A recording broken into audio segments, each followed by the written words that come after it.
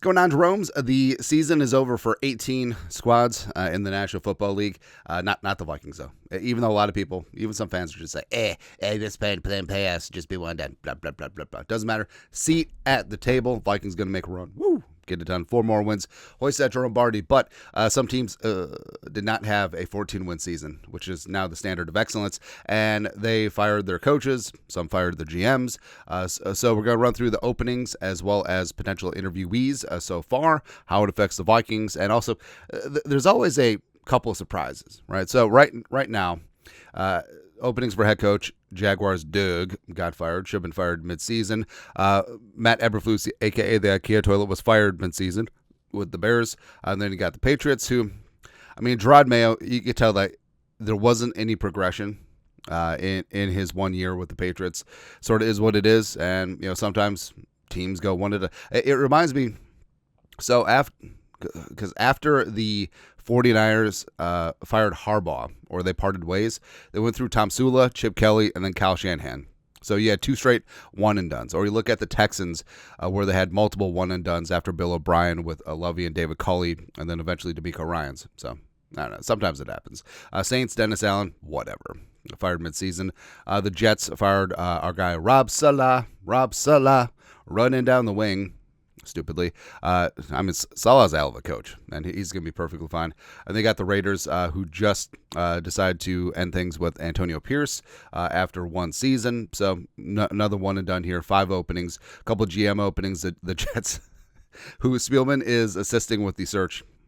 Spielman and Mike Tannenbaum, a former Jets GM, which is kind of hilarious in itself. And also the Titans fired Rand Carthon yesterday. Now, a lot of people were surprised, but also the Titans were the worst team in the National Football League. And even though they do have some nice pieces through the draft, their free agent class last year was just a disaster. It was just not very good. And as we look at the ads there.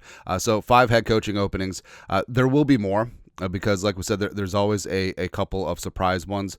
Because if you look at the standings, so the Giants decided to run it back with Joe Shane and Brian Daboll, which I don't know. Frankly, I don't think that's a great idea. But it was so stupid for them to do Hard Knocks offseason because it literally has Joe Shane talk about how they're going to fail in the draft and they're not going to go get a quarterback, as well as how there's like, we're not going to bring back Saquon. No. Yeah, whatever. Browns are going to bring Stefanski back, which I think Stefanski is a great coach, but he's been dealt a horrifically bad hand with the Browns. But we'll see what happens. Now, basically, we all know what's going to happen with Deshaun. Like, Deshaun doesn't want to play. The Browns don't want to play him. But cap-wise, they can't part ways right now. So they're going to say that his Achilles has had a setback. He's going to sit out all through 2025 on injured reserve, and they're going to bring in Kirk Cousins in a Russell Wilson type deal, and they're going to roll with that. I think that's exactly what's going to happen. Raiders open, Patriots open, Jaguars open, Saints open. Panthers should be fine with Canlis. Bears open, Jets open. Then you got the Niners. No, like they're going to obviously keep it together with Kyle Shanahan, but Shanahan's abrasiveness is very well known. And the relationship with John Lynch, like it really is like a yin and yang thing. Like John Lynch, very personable. Kyle Shanahan, maybe not so much. Cowboys. So Mike McCarthy's out of contract, but technically he can't interview as of yet because the Bears requested to interview Mike McCarthy. But the Cowboys is going to be open. Cardinals is fine with Gannon. Dolphins are going to bring back Mike McDaniel. Colts said that Shane Steichen is going to be safe. Raheem's going to be back, obviously, with the Falcons in year 2. Bengals, Zach Taylor. Yeah, people thought that could be a surprise one, but the Bengals did rally towards the end of the season, as well as the Bengals are notoriously cheap, so they're not going to pay 2 coaches and 2 staffs. Yeah. McDaniel year 2, and then get into the playoff teams. I don't think that there's any playoff teams that are in danger of firing their guy. I don't know, like if the Eagles go one and done in the playoffs, maybe Sirianni, even after a 14-win season, just because he's been a habitual line stepper for years now.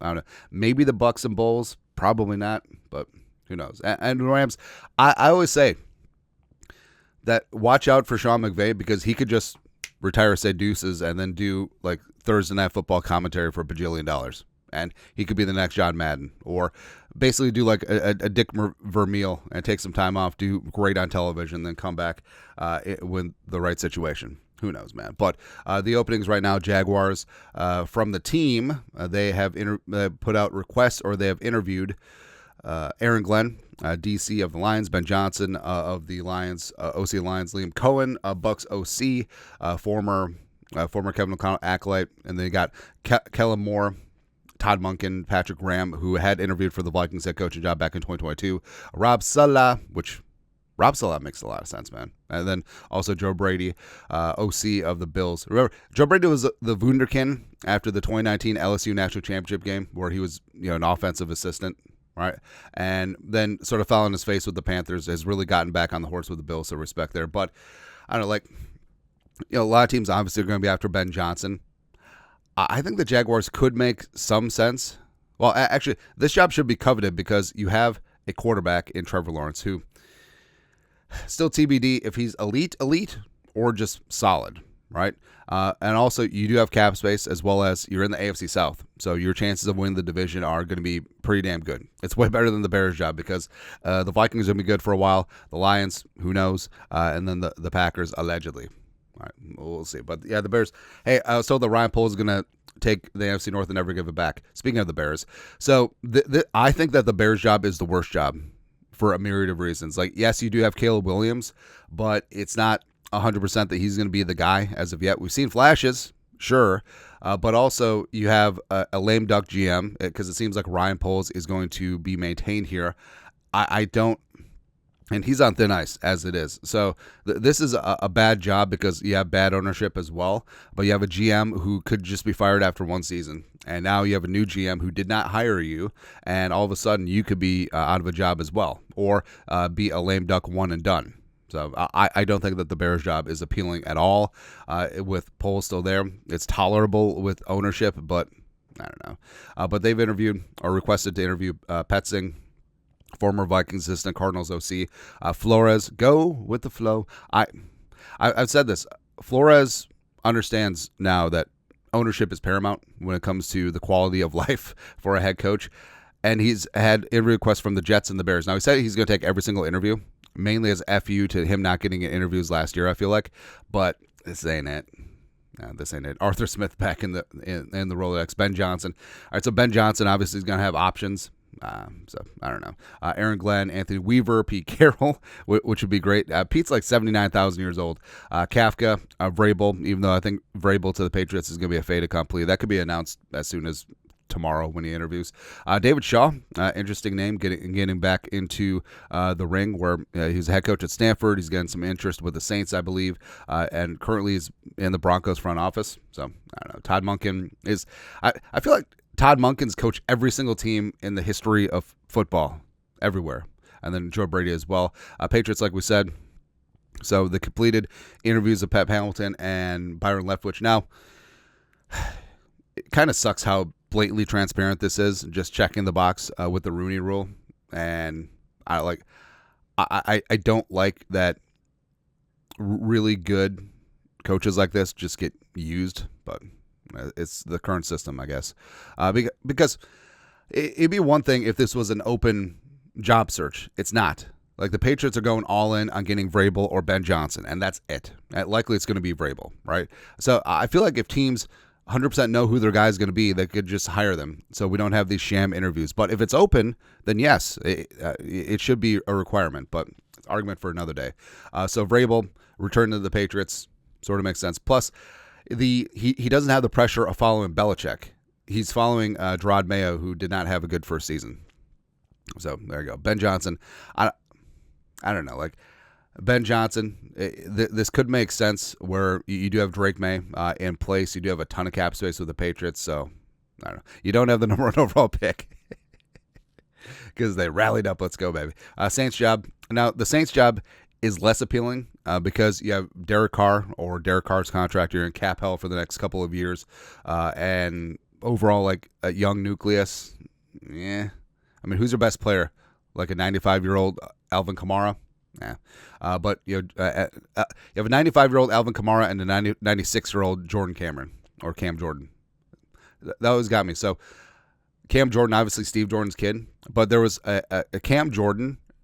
There was a Cameron Jordan, him, coming out of Cal, and there was a tight end named Jordan Cameron coming out of USC who played for the Browns for a couple years. Anyways, Cam Jordan obviously had a lot more staying power, probably because of his dad's DNA. Yeah, that's right. Steve Jordan, very underrated. But for the Saints, Aaron Glenn. So I think that Glenn gets this job. He was a finalist last time when it went to Dennis Allen. Aaron Glenn came up in the Saints organization as a coach. I think this one makes a ton of sense. Also, they're even Joe Brady, Kellen Moore, David Shaw, Darren Rizzi. They're in Met coach. No, ain't going to happen there. And then you got the Jets, who they shouldn't have fired Saleh. I mean, Douglas, sort of whatever, but the Jets are completely dysfunctional. They've completed interviews with Vrabel, Ron Rivera, and Rex Ryan, which you have your former GM, Mike Tannenbaum, along with Spielman, working on picking the GM and having input on the head coach. Also, you interviewed your former head coach, Rex Ryan. Screw it. Just get the band back together. Tannenbaum and Rex Ryan, let's go. Let's go. It'd be fun. Maybe Rex Ryan would take Mike Pettin with him. Don't know. Also, they've requested interviews Arthur Smith, Joe Brady, their interim head coach, Jeff Ulbrich, who I actually think could have a chance to retain the job. Who knows? Flo, I mean, it does make sense. It's Flores, New York, Brooklyn native, and I don't know. That's really about it. But defensively, there's some nice pieces there. TBD what happens with the Jets in their quarterback search. Who knows if Aaron Rodgers is going to be back. Devontae Adams, just clean slate.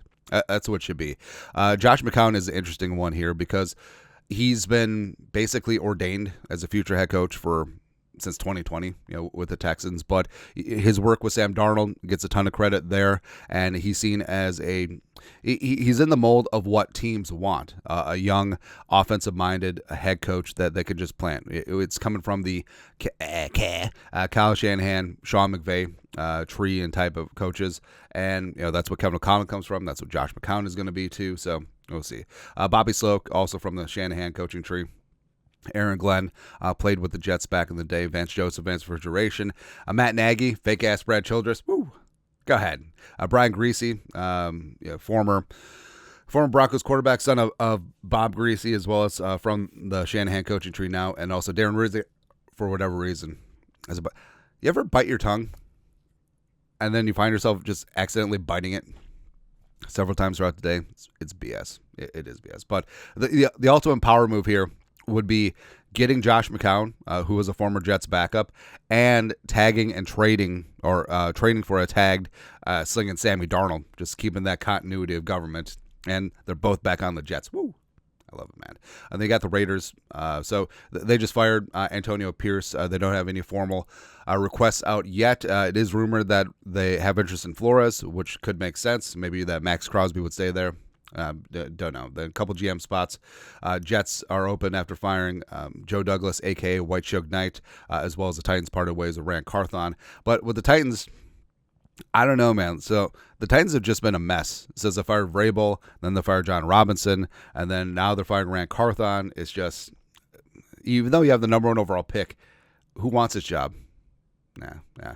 And also, you got Brian Callahan as head coach as of right now, so you inherit a head coach. It's just, I don't know. Any GM with options, doesn't really make sense there. Anyways, that is a look at some of the head coaching openings. Of course, there will be more as it goes.